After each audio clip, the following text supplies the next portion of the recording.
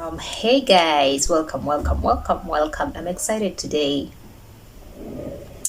Anywho, so today I want us to talk about breast engorgement.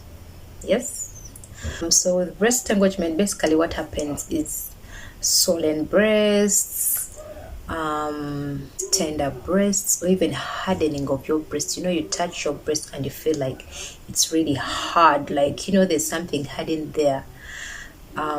And the boobs will also be really painful. Yes, breast engorgement can be really painful, and then the boobs also get hard. I mean, if there's something hiding there, then the boobs are definitely hard. Yes, yeah. So swelling of the breasts being hard, tender breasts, and then large and sore nipples. Your nipples will get a little bit bigger, and they will be sore and painful as well. Now, breast engorgement is really one thing that you need to find a solution to real quick before it gets out of hand, because breast engorgement can lead to clogged ducts. By clogged ducts, I mean the ducts are those parts on your nipple that bring out the milk, okay, where the milk comes out from. Now, when your breasts are so much engorged and you get clogged ducts, the milk will not be able to come out, which will make the engorgement worse, and you might end up getting mastitis or mastitis. Yes, so you need to make sure anytime you feel your breasts are engorged, you need to relieve yourself. And I'm going to be sharing tips with you guys on how to relieve breast engorgement. But before we get into the tips, what are some of the causes of breast engorgement? Because prevention is better than cure, right?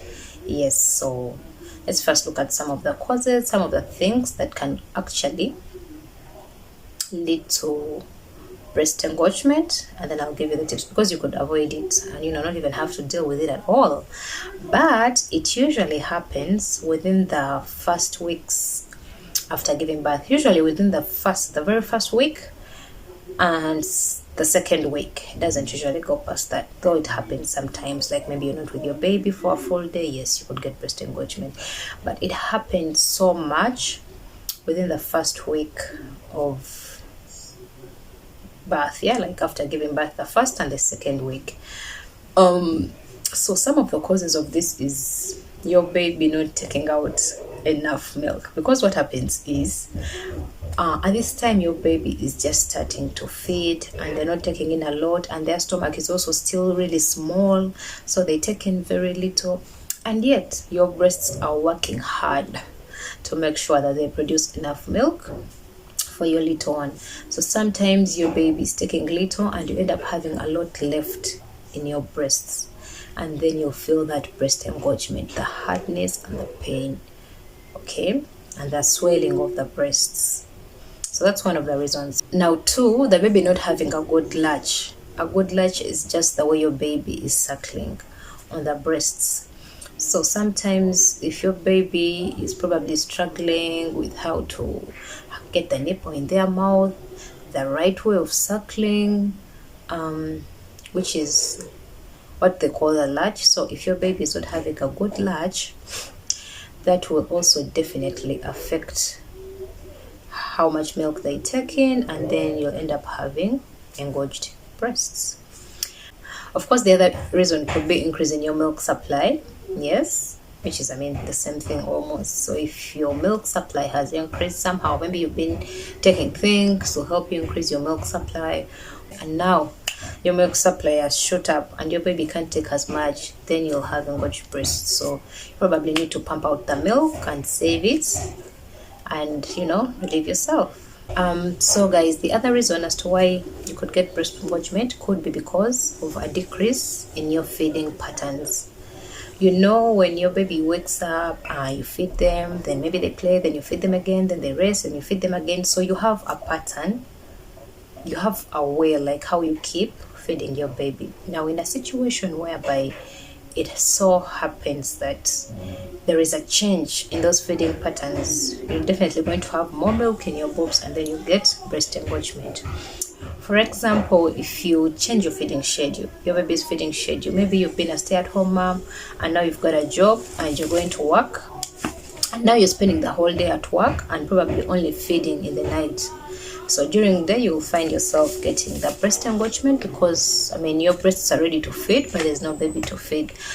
Yes, so that being away from your baby will definitely cause breast engorgement. Maybe you'll decide not to feed them during the day anymore, or maybe you've traveled and left your baby behind, or maybe your baby has started feeding on solids. You know, when you start feeding them on solids, yeah, so now you're giving them porridge, you're giving them some foods, and they're not taking in as much milk because they have extra things that are getting them satisfied. Yes, you might end up having breast engorgement for those various reasons. Or maybe your baby is sick, you know, and they're not feeding as much.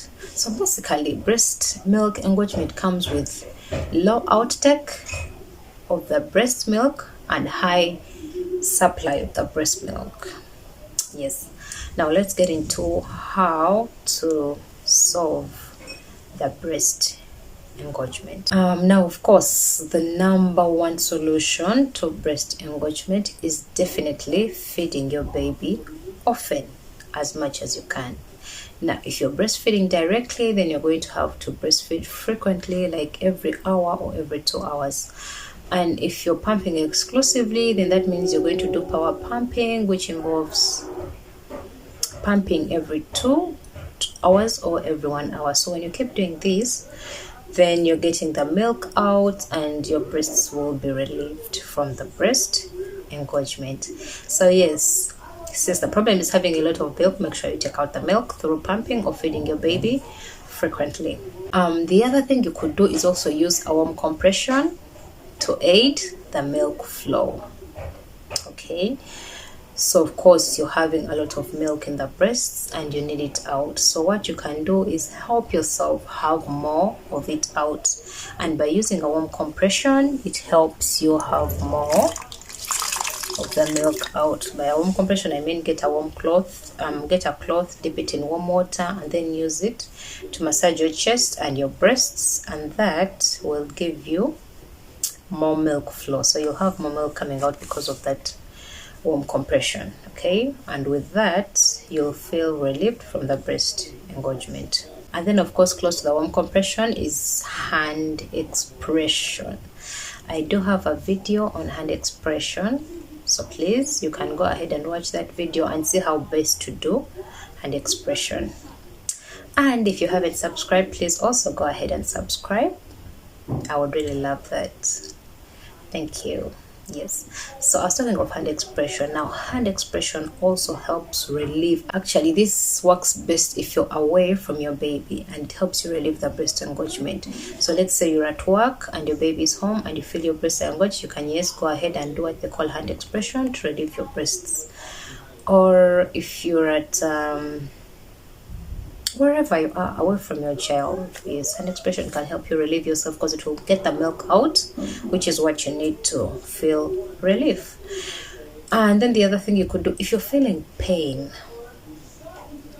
if your breasts are hard and you're feeling pain, they're painful, or the nipples, most especially the nipples, if your nipples are getting cracked and they're getting really sore, sometimes the nipples get really sore, you can use a cold compress on those nipples. Yeah, so you can get your cloth and dip it in some cold water and place it on the nipples, and you will feel a lot of relief. It will give you loads of relief from the pain and soreness.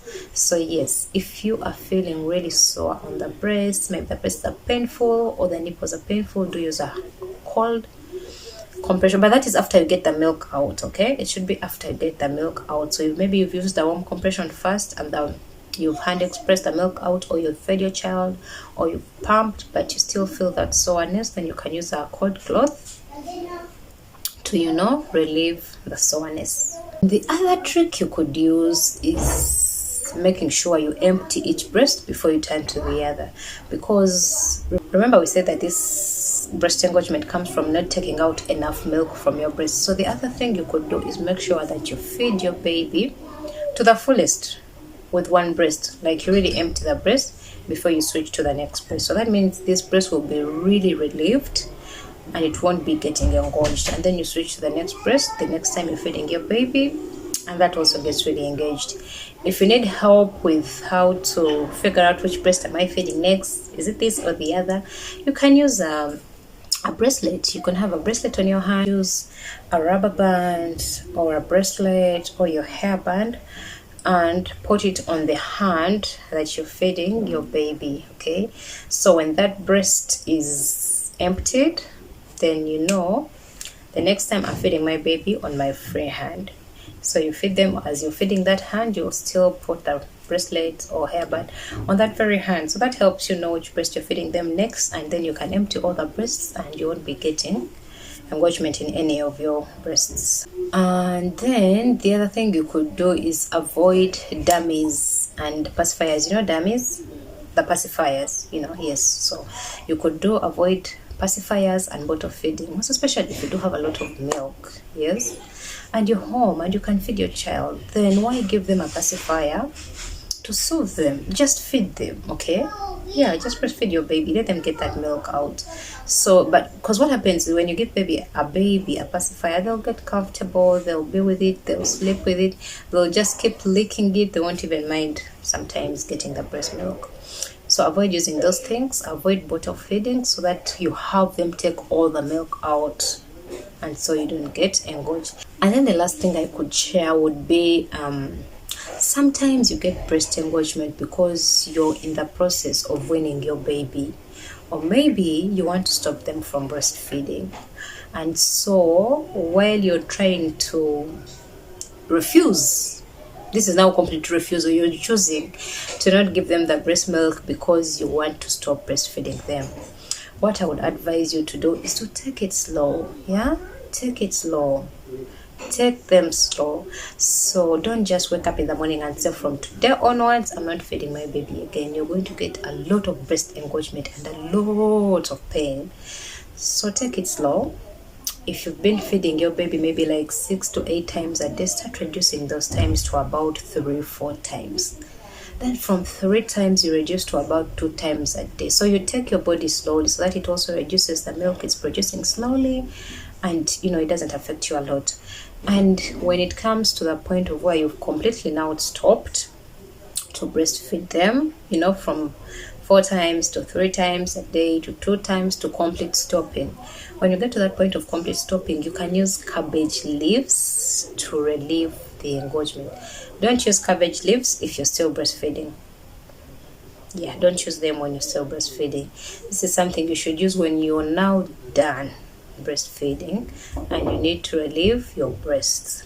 I used it and it worked perfectly well for me. So yes, you can get cabbage leaves, put them inside your breasts.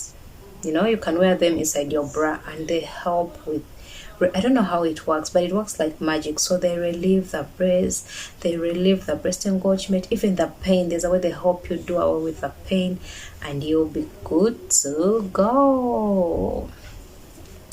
All right, guys, that's all I had for you today. Please subscribe if you haven't subscribed yet. Let me know in the comment section what you have used and what's worked for you, or if you've read or if you've watched the video, picked out something, used it and it worked. Please let me know in the comment section. Thank you so much for watching. Bye.